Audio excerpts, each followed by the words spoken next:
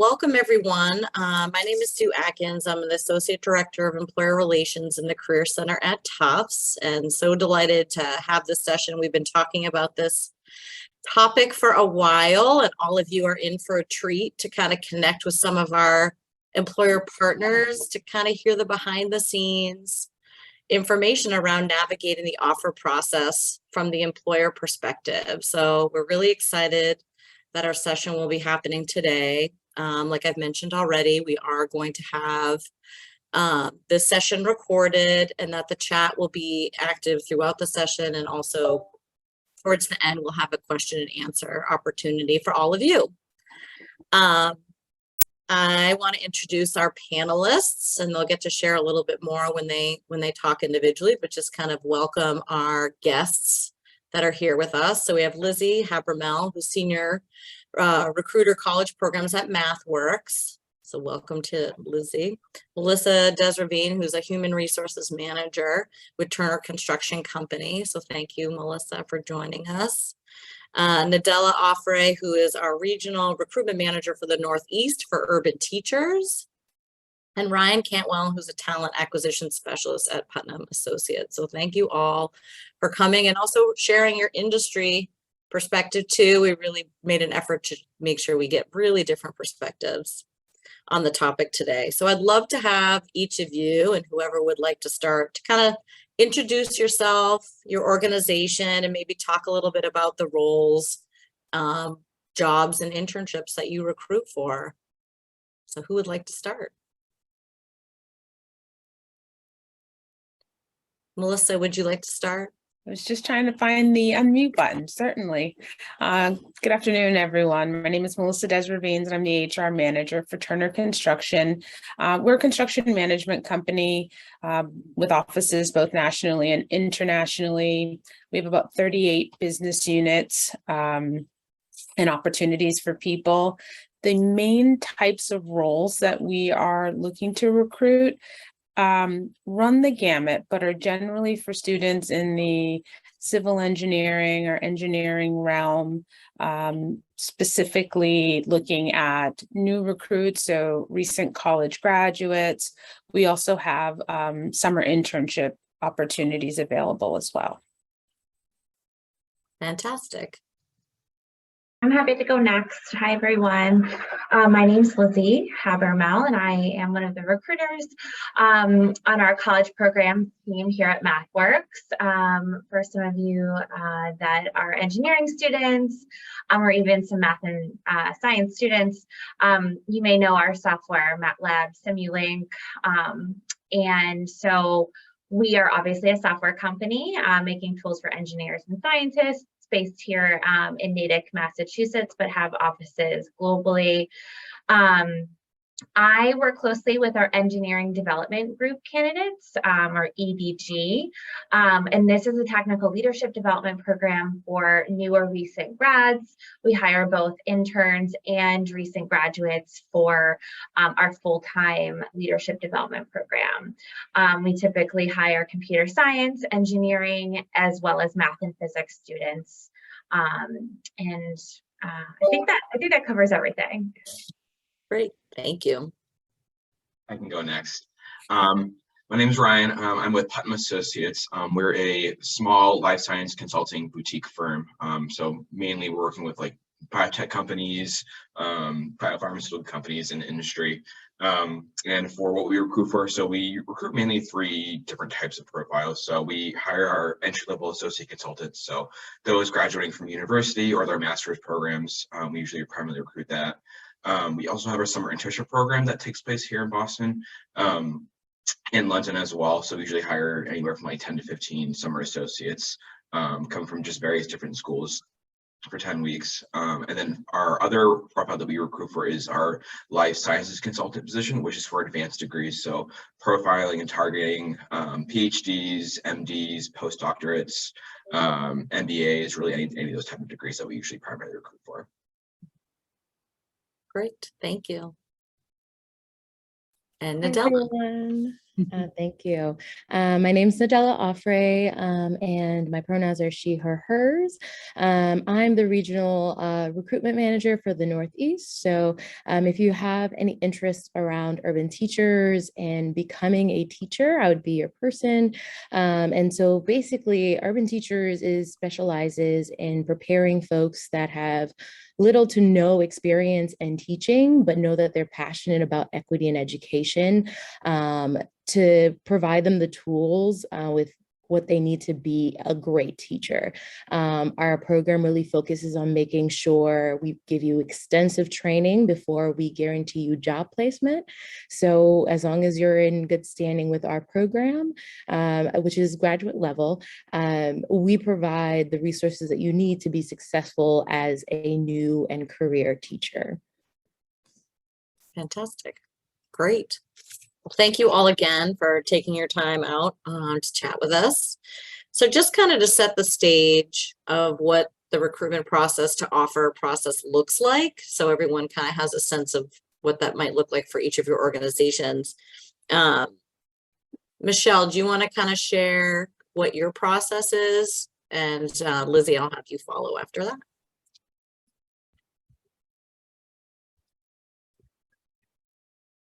I mean, Melissa, excuse me.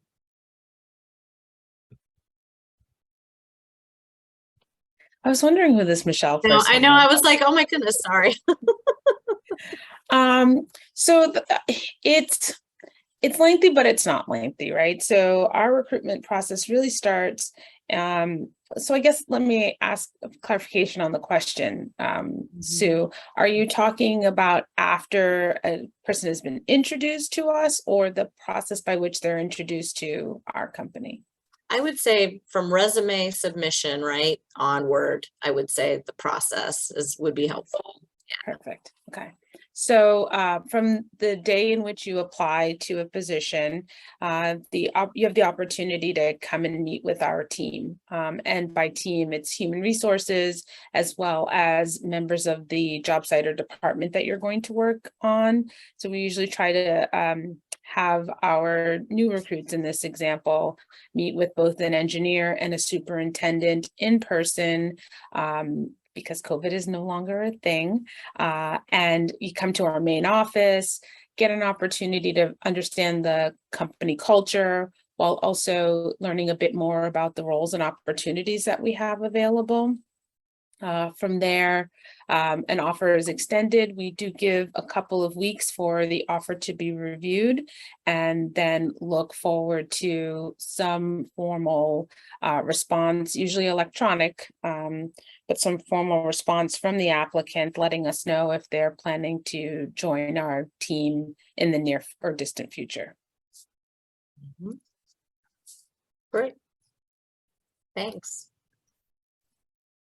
And for us at MathWorks in EDG, the process is going to vary depending on whether you're applying for the internship or our full-time position. However, it is a technical role, so it is a combination of technical and non-technical or behavioral assessments. And it typically takes a candidate anywhere from 4 to 6, maybe 7 weeks from start to finish, meaning submitting your application and, ultimately moving through, the final stages of the interview and making a decision on an offer. Again, that's going to vary depending on whether you're applying for the internship or full-time, and of course, based upon scheduling and availability as well. But students can expect, again, case by case, a combination of perhaps a video interview, a technical assessment or a code challenge, which is done asynchronously, a conversation with the hiring manager, to talk a little bit about your background, areas of expertise, interest in the position, and then also a virtual on-site interview, which is 3 parts, which would be for our full-time candidates, where we would have you connect again with that hiring manager, a recruiter, and then a more lengthy technical assessment with a technical interviewer. if we extend an offer to candidates after the virtual on-site stage, then we would give you, a few weeks to make a decision. And in that time, we invite candidates with that offer to come visit us in person. So we, would provide the travel accommodations for students case by case, depending on needs, to come see us, because of course the rest of, or the, up until that point, the interview process would have been 100% virtual. So we want to give you the chance to come meet us in person and check out our space and meet the team before you make a final decision on that offer. No, that's great. Fantastic. And Nadella, I know you wanted to share your process of recruitment. Yeah, so one thing I didn't add in my introduction is that we are out of the state of Massachusetts. We base our program out of 4 cities: Philly, DC, Baltimore, Dallas, and I think I got all of them, but essentially my role is really to make sure that anyone in this region has the smoothest transition as possible. And we are a graduate level program, so there's a couple of other steps involved in participating. And so we accept applications as early as junior year, and applying junior year, just make sure that you can save your spot for when you graduate. We do require folks have a bachelor's degree before they join us, and our program usually starts in June. And so typically what the application process looks like is that either you find us, during this conversation, a handshake message, or you just find out about us on your own. You start an application, and the moment you start an application, I will reach out to you because our role as recruiters is not necessarily to make a judgment as to whether or not you'll be in the program, but we are making sure that you're fully aware of what our mission is, as well as what are the next steps in the process. So recruiters are your baseline and your support, especially through that process. The application is usually free. It's under an hour, but typically we're looking for folks to tell us why they're passionate about equity and education. They submit an application. We have a couple of deadlines, and folks might wonder what's the difference between those deadlines. And it's really, we have a first come best fit model. So city placements are not guaranteed. However, the earlier you apply for to join the upcoming year, the higher chances are of getting into a specific city for your program of study, because all of them are in person. Some of them do have a hybrid model, but once you submit an application, you can either go through an initial interview or a final interview. Your recruiter will help support and have that conversation with you of how to prepare for that. It's about an hour and a half, but it's just really a moment for us to really understand who you are. It's changed a lot since before, because we had a whole day experience where you had to build your own curriculum, and we wanted to increase the access and getting folks, especially out of state, through that process. And then essentially the major piece is that our program not only provides you a master's, but a dual certification in order for you to have economic and professional mobility as an educator and teacher. And so for the licenses, we front load some of the entrance exams. And so with that, we are a grad program, so you can think of that just as the GRE, but instead of possibly taking the GRE, you would be taking some of the exams that are going to be required for your certification in our program. And so once you submit your scores and you have a passing score, we are working to enroll you not only in our program, but with our university partner with American University. So you don't need to reapply to American University. We are the baseline for that communication, but then also you're applying for financial aid with American University. You're making sure that you have all those ducks in a row. So my biggest mission is to make sure that folks at Tufts University know about this opportunity within the fall. So that way, especially if you're in your senior year, spring is not going to be as hectic as you're thinking about finals and graduating and so forth. Fantastic. Great. So kind of once a candidate has made it through that process successfully, you know, what's the factors that go into your decision to make an offer? You know, what are the top things that your organization looks for a candidate when you're extending an offer? Maybe you can start, Ryan, with that. Yeah, it's a variety of different things. What goes into the decision process of giving someone an offer, but essentially it'll vary from industry to industry. For my industry at Putnam specifically, we look for a couple of things. Probably coachability is probably the biggest thing too, since we are a very specific life sciences type of consulting firm. Like I think not everyone's gonna have the consulting skills right away or a knowledge of the healthcare industry, but I think through our interview process, we do case interviews. So a lot of the times you're working with your interviewer to go through a case, like you don't have all the information necessary right away. So I think you're working with your interviewer and like taking the hints, and coachability is a good indication. Like this person would be a good like mentee, or could take on a lot of coachability when they're here at our firm. So that's probably the biggest thing that we look at in that aspect. But other factors can vary as well, from like interest to any type of leadership skills that we've seen like in their behavioral interviews, anything that they might have mentioned, that could translate very well to our firm. So it varies a lot, but usually it's probably the biggest thing I'd probably seen at my firm. So a mix of the hard and the soft skills, it sounds Yeah. like, from your example. Yep. Anyone else want to add something as far as what you look for when you're thinking of a successful candidate that you've extended offers to? Factors.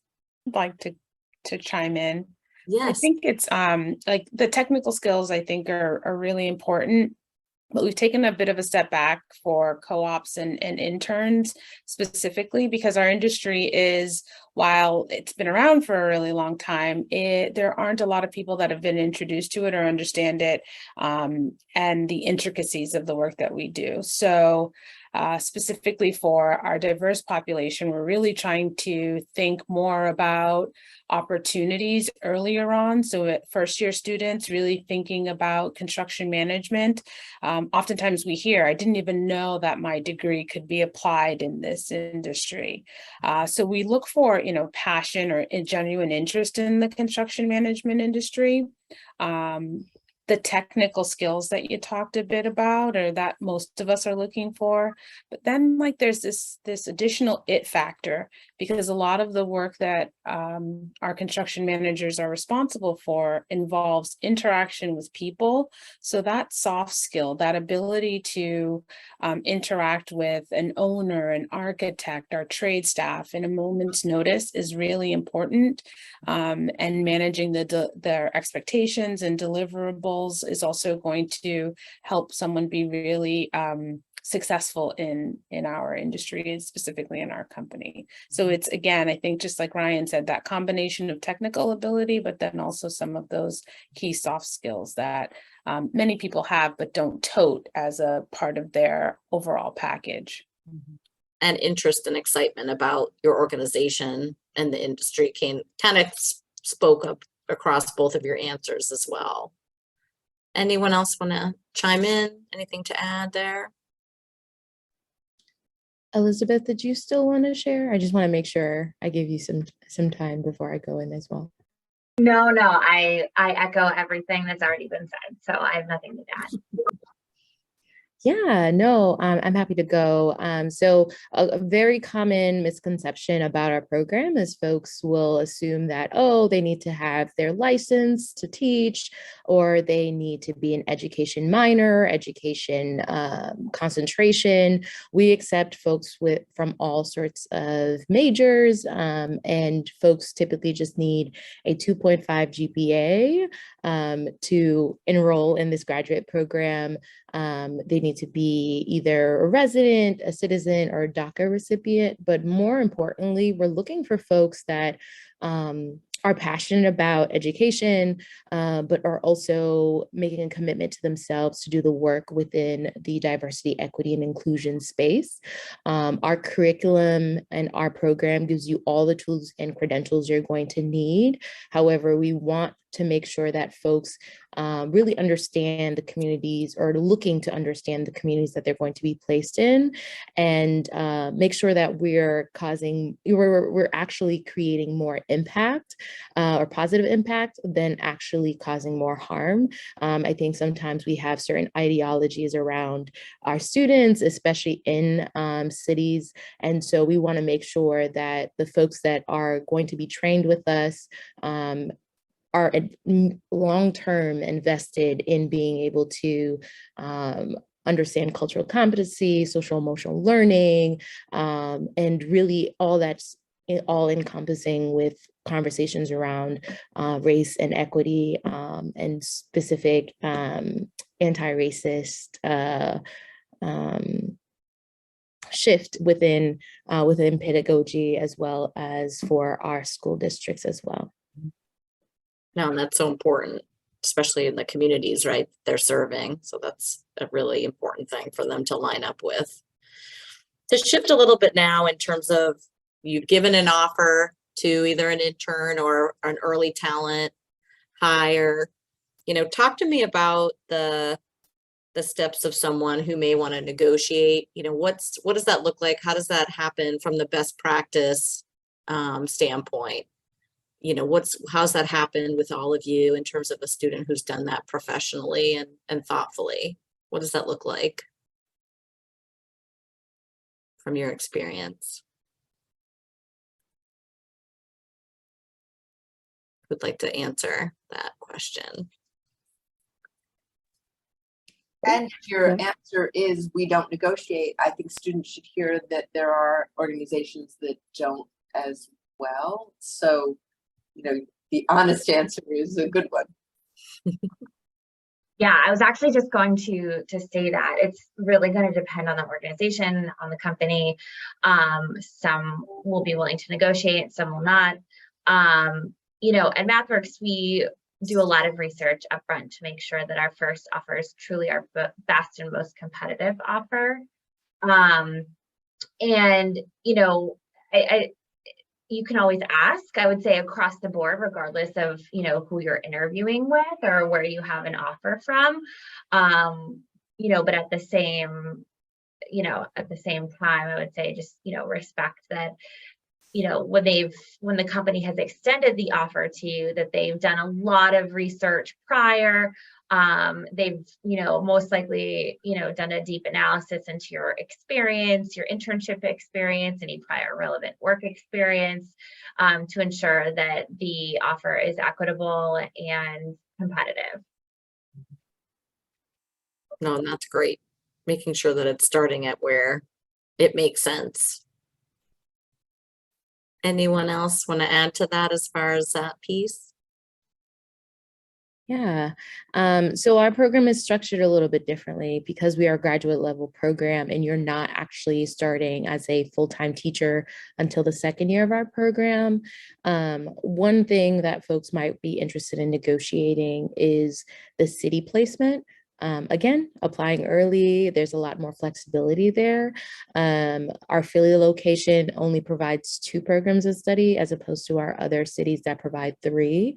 And so even within your residency year, there is a bit of a matching process that happens.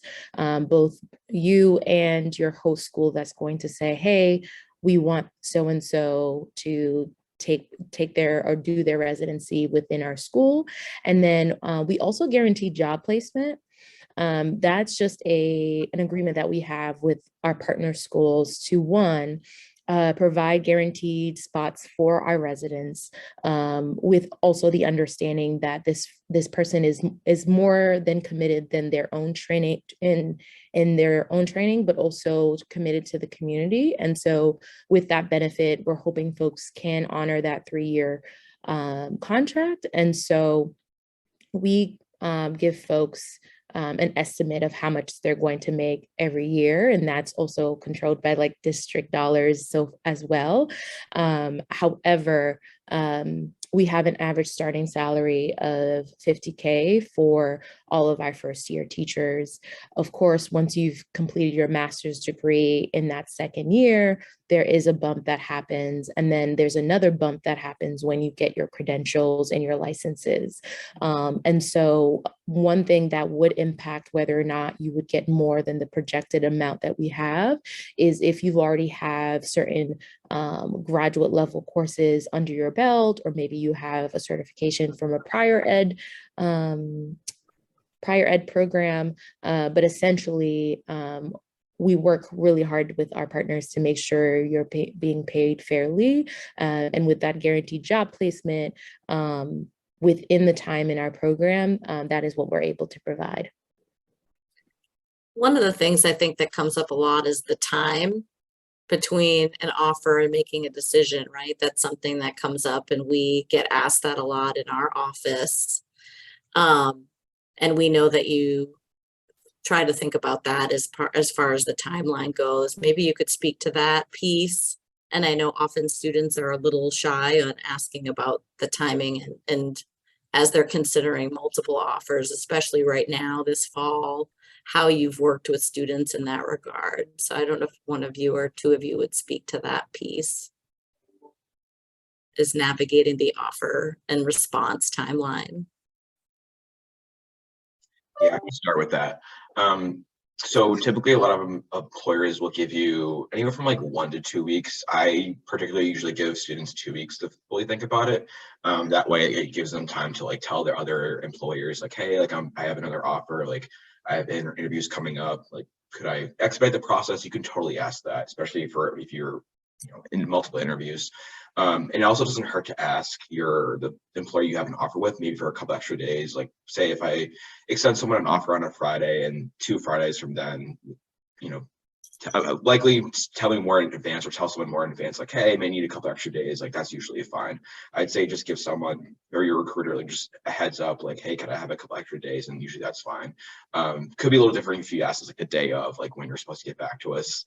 Can I have a couple extra days? So I always say just tell your recruiter or your point of contact early as possible if you want an extension. And know that sometimes we always can't do that just because, we are hitting timelines for hires and, we have targets to hit too. So just know that it's not always possible, but it's always nice to ask and, as soon as possible. Mm-hmm.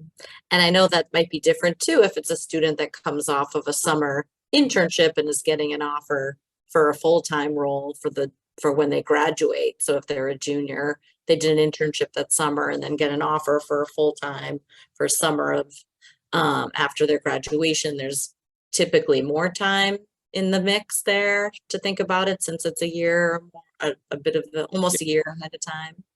Yeah, usually if it's a returning offer after your internship, usually it's a couple of months. I know for my firm, we usually give like a full 2 months after the program. But some schools might ask like for the whole semester, but usually employers will usually have like a timeline just for that, and it's usually a lot longer than what it would be for like a normal like fall recruit. Yes, and Tufts does have guidelines in place. We kind of follow the NACE guidelines and give until about November 1st is what we suggest to employers. We know that can't always be possible, but that is kind of what we hope, that students will have enough time to consider other offers during the fall, in advance of making a decision, to avoid other impacts on you, like reneging, which is a topic that's come up quite a bit in this market. So I want to kind of go to that question first. As far as the topic, reneging is obviously something that Tufts does not support, and we have a policy around that, which Robin just put in our chat. I just the employer policies, I will now go into the student policy. But reneging is when a student's had an offer from a company and has accepted officially, and then later on, which could be months later, weeks later, decide not to take that offer, which has, I know, a big impact on your organizations, and would love to hear kind of how you navigate that, what kind of impact that has, and your stance on that piece, and how it can impact you and your relationships with Tufts as a whole. Yes, Lizzie. I'm happy to speak about that. So, you know, obviously there's a significant impact on the employer, but there's also an impact on your peers and your classmates, because if you accept an offer, you're essentially taking another spot from another student who, you know, may also be really, really excited and interested in the role and may also be a good fit too.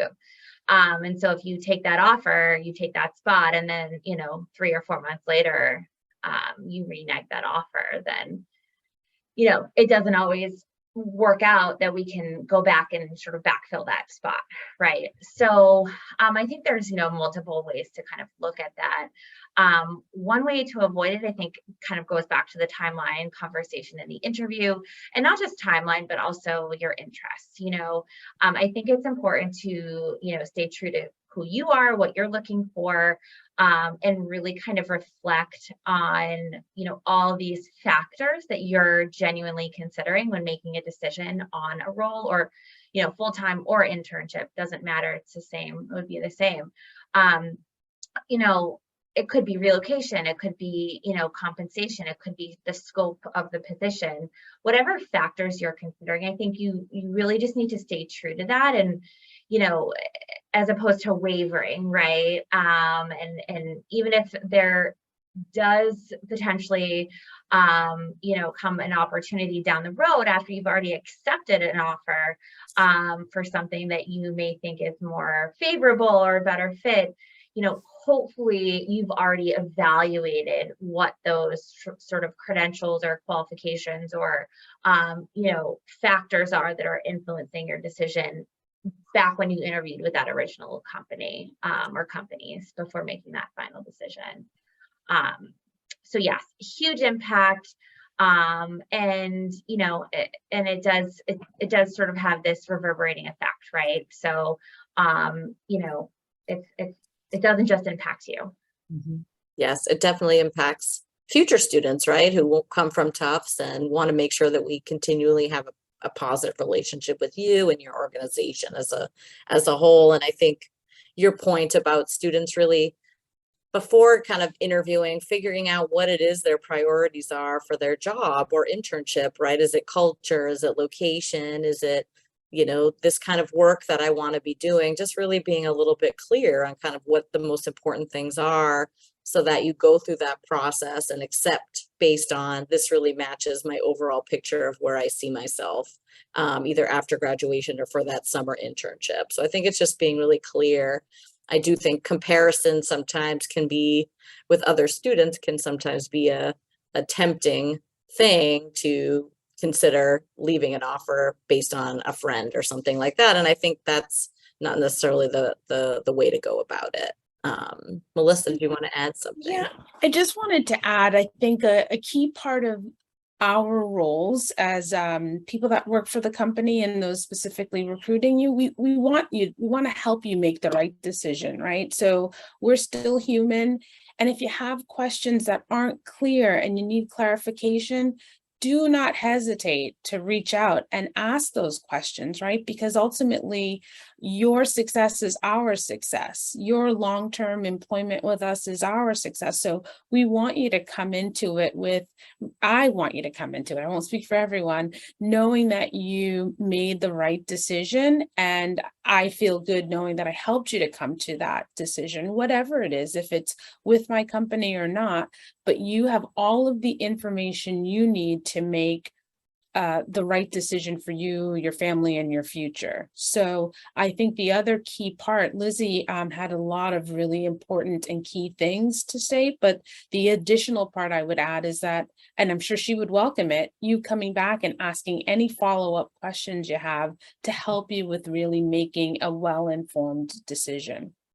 I think that's a really good point, is to feel empowered as a candidate to reach out if there's something unclear or something that, you know, they want to know more about, to be able to make a decision that they can really feel good about at the end of the day. So I think that's a really good point. Utilize your recruiters and your HR professionals, because they're there to help you and want that that experience to be a positive one. And I think that's a really great point. So I hope you don't mind me jumping in and asking a follow-up question on this, but one of the things that I've always believed is, you know, I say networking is the key about 100 times a week. And I know that when I was as a recruiter, I would have introduced someone to someone who had the same role prior to.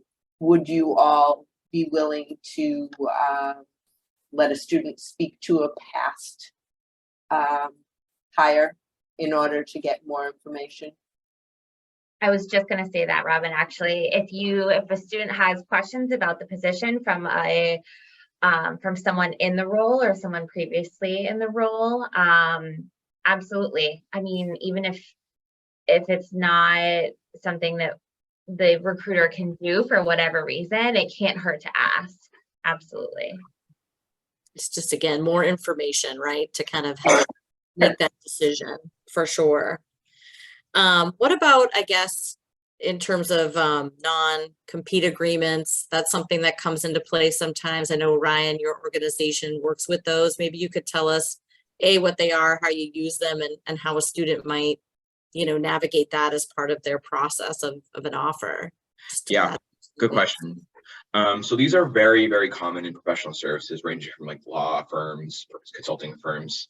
I mean, essentially what they are, usually they go along with like NDAs with non-competes, but essentially, you know, when you are given one, definitely read through it. But essentially what it is telling you, like, you know, anything that you do at the firm you're going to be joining, the work you do, who you work with in terms of clients is very confidential. So the content that you're working on and who you're working with just remains like in-house essentially. But then also there's another piece of that, which is the non-compete. So if you do go to maybe another firm in the future or a different company that works with the type of client you may be at your current company, there's a certain period of time where you won't be allowed to work with that particular client, and it can range from usually 1 year, usually once you leave the current firm, and essentially, like, when you work at that company, there's a certain other period of time too where you know, anyone from the past 3 years that was a client at your former firm, you would not be able to engage with any sort of like work with. So definitely read through that. It's pretty, in your career we usually kind of walk you through it if you have any questions. And it's a form that you'll have to sign essentially too. Usually sometimes you'll sign it with the offer, but sometimes you won't sign it until you actually start with the firm.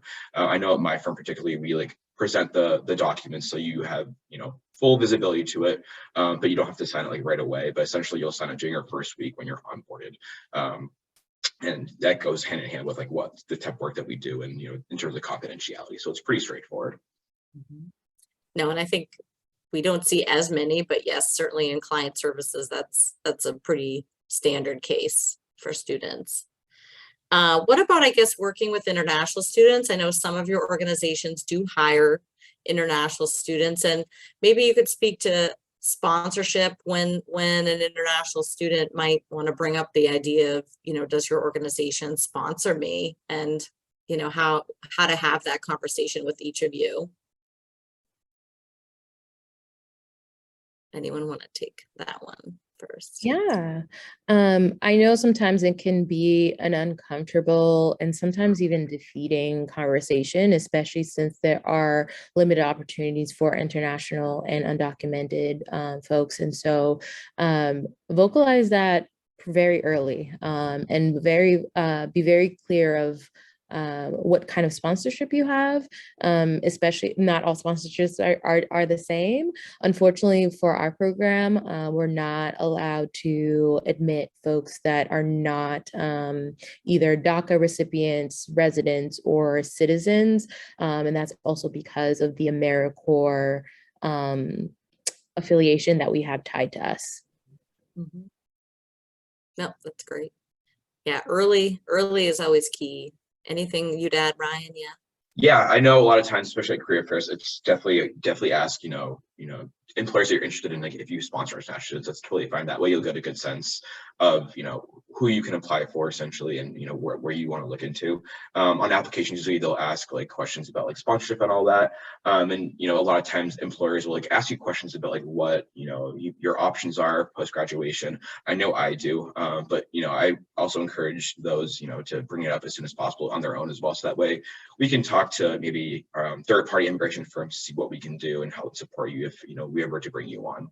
But yeah, earlier the better is essentially what I would say too. Yeah, and I would just highlight to the students on the presentation is that handshake is great. They each and every employer has to say if they, are working with CPT and OPT and obviously sponsor H-1B visas. So I think just being really clear on what the actual position state and paying attention to that as you apply is really key. And asking employers, of course, if they're on campus or for fairs and things like that. And in terms of, students bring their whole person to this recruitment process, like pre-existing conditions and things of that nature, present themselves both during the recruitment process, maybe needing extra test taking time, especially if there's a technical piece or a case interview, or even after someone is hired and they may need a weekly counseling appointment or some kind of assisted technologies to do their job. I just was interested to hear kind of how these very individualized needs that are candidate by candidate are addressed, or how you work with candidates in those cases.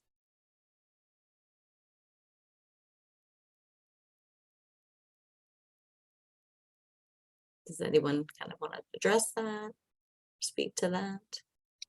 Yes. We definitely try to meet, our candidates and employees where they are. And I think it's important for us to understand it. And there are laws, right, that govern and make it so that we are in a good way required to accommodate when someone does bring something forward. So it's important that if it's something that's going to help you or hinder you from success in your role, that you are, again, partnering with the right people, your HR people, your supervisor, your manager, to have these conversations, because as I mentioned before, we want you to be successful, right? We want that new employee to have the best success. And sometimes the additional need is quite small, quite frankly. It's big to you, but in terms of like, I work for a multi-billion-dollar company. Some of the requests are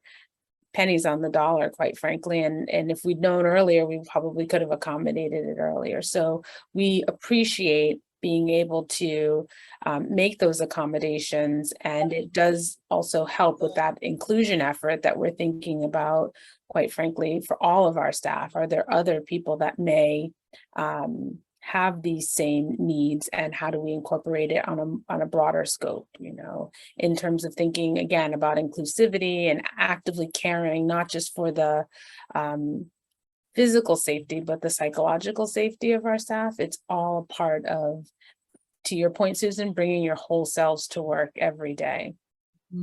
No, I agree.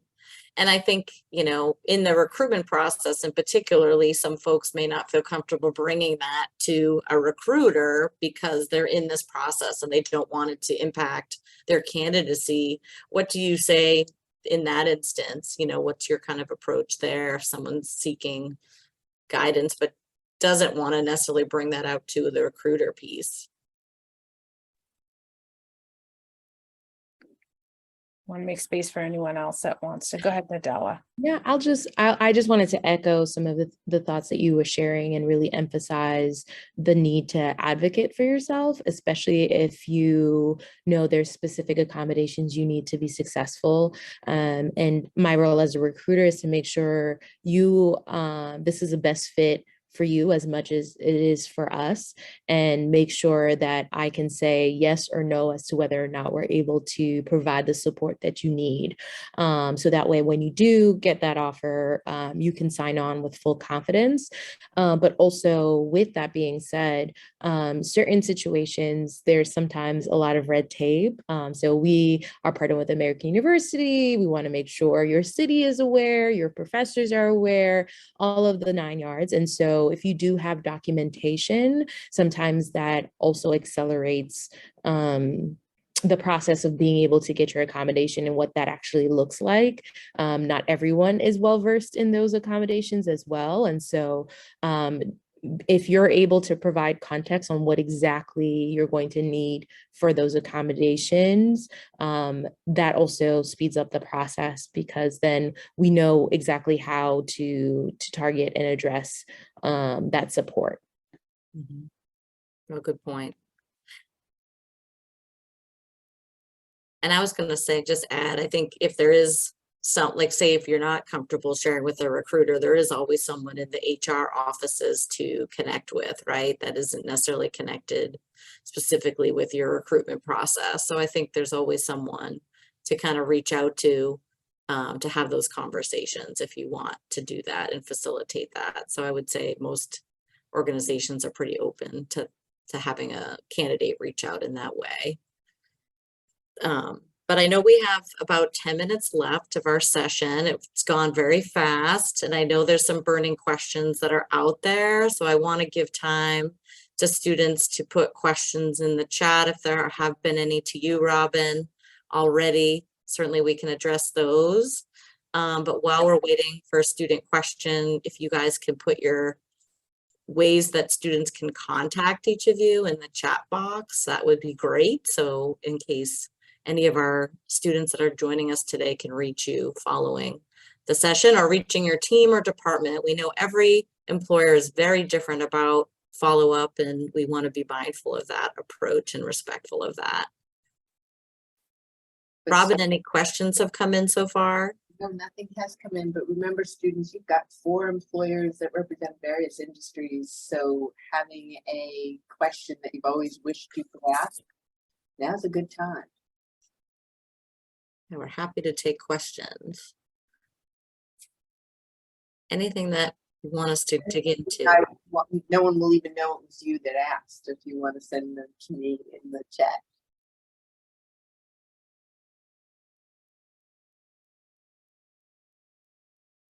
You've answered every single one of their questions. Aren't you an amazing panel?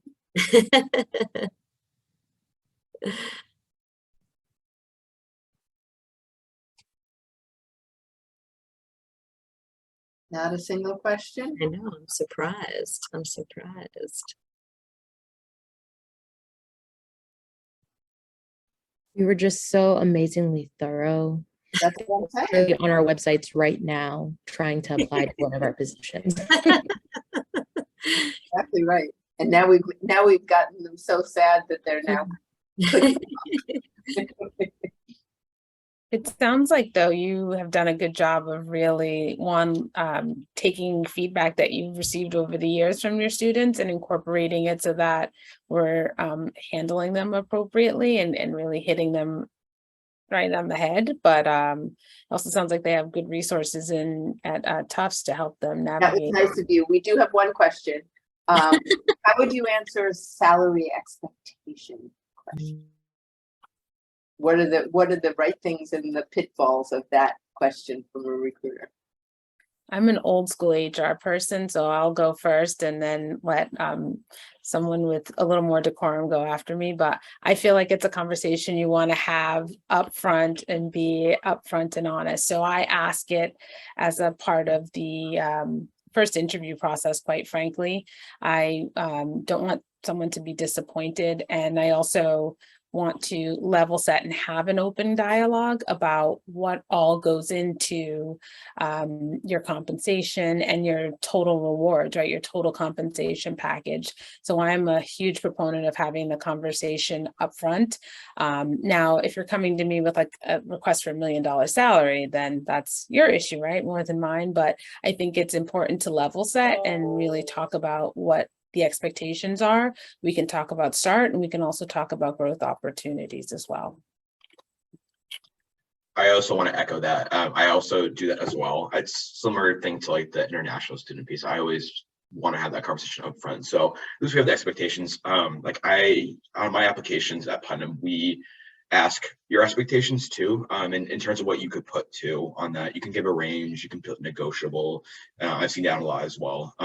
But sometimes if it's like a little bit over our range, I'll level set and be like, hey, like your background looks really good. I would love to have you in our process, but want you to know here's what our total compensation might look like.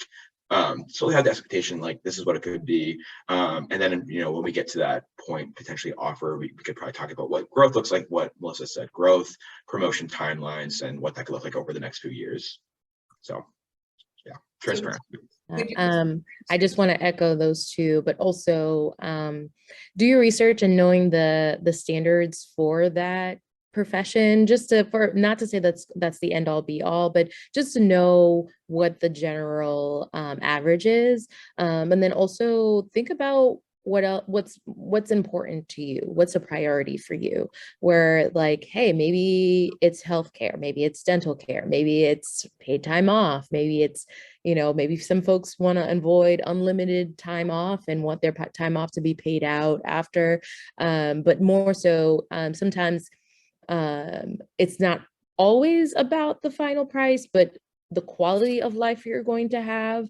And so within that, just be able to have your own research and like, okay, this is where I want to be. And then additionally, in managing your own expectations as well, look at the job description. If you feel like you can do all of those items 100% well every time, and you're not going to need any training, you're not going to need any support, sure, like I feel like that will kind of judge whether or not like how entry level a position is, or how much of this is an opportunity for you to grow, or as opposed to you are already coming with a high level of expertise that is going to require the maximum amount in that budget as well.